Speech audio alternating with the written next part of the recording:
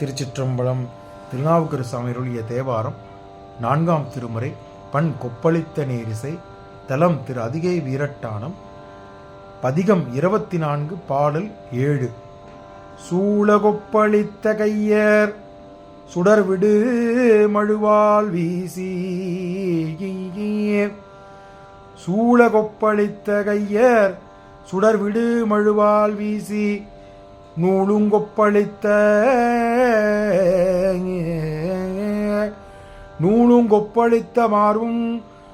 மார்புனும் போரி அரவஞ்சியர்த்த மார்புனும் பொறி அரவஞ்சியத்தி மாலுங்கொப்பளித்த பாகர் வண்டு பண்பாடும் கொன்றை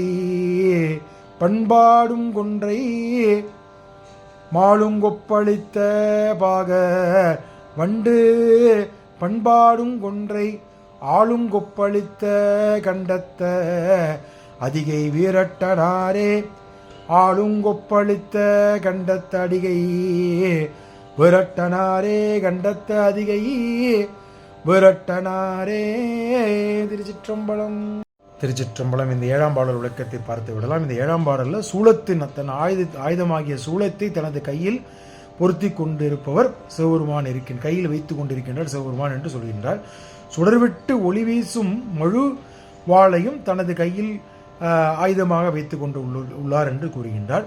அவரது மார்பில் முப்பரி நூல் பொருந்தும் அந்த பூநூல் இல்லையா, பூநூலை தெரித்த வண்ணம் இருக்கின்றார். நுண்ணிய புள்ளிகள் உடைய காம்பினை தனது உடலில் பல பாகங்களை சேர்த்து கொண்டு உள்ளார். முன்பு பூநூலை அணிந்திருக்கின்றார், அதையும் மேற்கோள் காட்டுகின்றார்.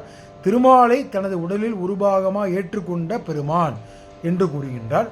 தேன் நிறைந்த புதியதாக காணப்படும் கொன்றை மலர்களை வண்டுகளால் மேய்க்கக்கூடும் கொன்றை மலர்களை தனது மார்பில் அணிந்து கொண்டிருப்பவர் எம்பெருமான் என்று கூறுகின்றார். பார்க்கடலில் பொங்கி எழுந்த ஆழகால விஷத்தை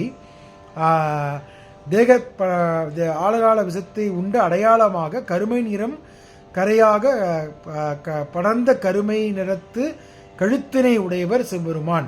இப்படிப்பட்ட தன்மை உடையவர் எங்கு இருக்கின்றார் என்றால் அதிகை வீரட்டான தலத்தில் உரைகின்ற இறைவனாவார் என்று சொல்லி இந்த பாடலை முடிக்கின்றார் அப்பர் சுவாமிகள். திருச்சிற்றம்பலம்.